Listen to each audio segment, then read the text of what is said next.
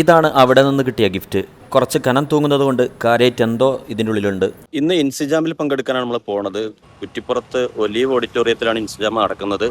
അപ്പോൾ അവിടേക്ക് ബൈക്കിൽ പോകാനാണ് നമ്മൾ ആഗ്രഹിക്കുന്നത്. വേറെ ആരുമില്ല, നമ്മൾ ഒറ്റയ്ക്കാണ് പോകുന്നത്. നമ്മുടെ ടീംസൊക്കെ വേറെ വണ്ടിയിലായിട്ട് പോകുന്നുണ്ട്. 9:30 മണിയായപ്പോഴേക്കും ഞാൻ അവിടെ എത്തി. ഗ്രൗണ്ട് നിറയെ ബൈക്കുകളും കാറുകളും കൈയടക്കിയിരുന്നു. രജിസ്ട്രേഷൻ കൗണ്ടറിൽ എത്തിയപ്പോൾ ഒരു പേന സമ്മാനമായി തന്നു. കൂടെ പേപ്പറും നോട്ട്ബുക്കും തരാത്തതിൽ വലിയ സന്തോഷം തോന്നി. എഴുതേണ്ടല്ലോ. പേനയുമായി ആദ്യം പോയത് ചായ കുടിക്കാനായിരുന്നു. പക്ഷേ തൊട്ടപ്പുറത്ത് തേങ്ങാ ബിസ്ക്കറ്റ് കണ്ടപ്പോൾ അതെടുക്കാൻ പോയി. ഒറ്റ കൈകൊണ്ട് പാത്രം തുറക്കാൻ ശ്രമിച്ച എന്നെ മറ്റൊരാൾ വന്ന് ഹെൽപ്പ് ചെയ്തു. തേങ്ങാ ബിസ്ക്കറ്റ് കടിച്ച് തിരിഞ്ഞപ്പോഴാണ് നമ്മുടെ ഉസ്ബിയെ കണ്ടത്. അവന് കൈക്കൊടുത്ത് അപ്പുറത്ത് പോയി ഞാനൊരു ബത്തക്ക ജ്യൂസ് എടുത്തു കുടിച്ചു. കയ്യിൽ അത്തർ പുരട്ടി ഇടതുഭാഗത്തേക്ക് നോക്കിയപ്പോൾ അവിടെ ഗിഫ്റ്റ് കൗണ്ടർ കണ്ടു. അവിടെയും ഒന്ന് കറങ്ങി. ഇൻസിജാമിന്റെ പ്രധാന പരിപാടി നടക്കുന്നത് ഉള്ളിലാണ്. അവിടേക്ക് ഓടിക്കയറി. ഹാള് നിറഞ്ഞു കവിഞ്ഞിട്ടുണ്ട്.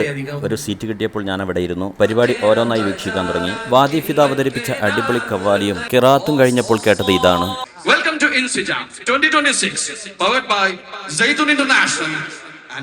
പാണക്കാട് സയ്യിദ് റഷീദ് അലി ശിഹാബ് തങ്ങളാണ് പരിപാടി ഉദ്ഘാടനം ചെയ്തത്. അതോടെ പ്രോഗ്രാമുകളുടെ ഒരു ഒഴുക്ക് തന്നെയായിരുന്നു. ഇത്തവണത്തെ ഇൻസിജാമിന്റെ പ്രത്യേകത 2 പരിപാടികളായിരുന്നു. ഒന്ന് ഹുദവി എക്സലൻസ് അവാർഡും രണ്ടാമത്തൊന്ന് ബഹാവുദ്ദീൻ ഉസ്താദും ഷാഫി ഹാജിയും പങ്കെടുത്ത അടിപൊളി അഭിമുഖവും. പാണക്കാട് സയ്യിദ് അസീൽ അലി ശിഹാബ് തങ്ങൾ വേദിയിലും കുഞ്ഞാലിക്കുട്ടി സാഹിബ് കാറിലും ഇരുന്ന് ആശംസിച്ചത് വളരെ ഹൃദ്യമായി. 1:45 ഫുഡ് കഴിക്കാൻ വേണ്ടി പുറത്തിറങ്ങിയപ്പോഴാണ് ഗിഫ്റ്റിനെ കുറിച്ച് ഓർത്തത്. വേഗം കൗണ്ടറിൽ ചെന്ന് ഗിഫ്റ്റ് സ്വീകരിച്ച് പുറത്തിറങ്ങി ഫുഡ് കഴിക്കാൻ ചെന്നപ്പോഴാണ് ഈ രംഗം കണ്ടത്. കോളേജിലായിരുന്നപ്പോൾ ക്യാൻറ്റീന് മുമ്പിൽ കണ്ടിരുന്ന സ്ഥിരം കാഴ്ച. തിക്കിത്തിരക്കി ഉള്ളിൽ കയറി ഒരു പ്ലേറ്റ് നിറയെ ബീഫും നെയ്ച്ചോറും വാങ്ങി കഴിച്ചു. നിസ്കാരം കഴിഞ്ഞ് വീണ്ടും ഉള്ളിലേക്ക് കയറിയപ്പോൾ ബാച്ച് അടിസ്ഥാനത്തിൽ ഫോട്ടോ എടുക്കുന്ന തിരക്കിലായിരുന്നു എല്ലാവരും. ഫോട്ടോ എടുക്കാൻ സ്റ്റേജിൽ നിന്ന് വിളി വരുമെന്ന പ്രതീക്ഷയിലിരിക്കുമ്പോഴാണ് ഞങ്ങളുടെ ബാച്ചിന്റെ ഫോട്ടോ സെഷൻ അവസാനിച്ചു എന്ന വാർത്ത അറിഞ്ഞത്. ഉടനെ മൊബൈലെടുത്ത് ഇങ്ങനെയൊന്ന് വീശി ആത്മനിർവൃതി കൊണ്ടു. ഹയ്യാ റബി പരിപാടിയിൽ പങ്കെടുത്ത് തൊട്ടപ്പുറത്തുള്ള പള്ളിയിൽ കയറി അസ്ർ നിസ്കരിച്ചു. വലിയ ആകാംക്ഷയിൽ ഗിഫ്റ്റ് കവർ ചെരിഞ്ഞപ്പോൾ കണ്ടത് ഇതൊക്കെയായിരുന്നു.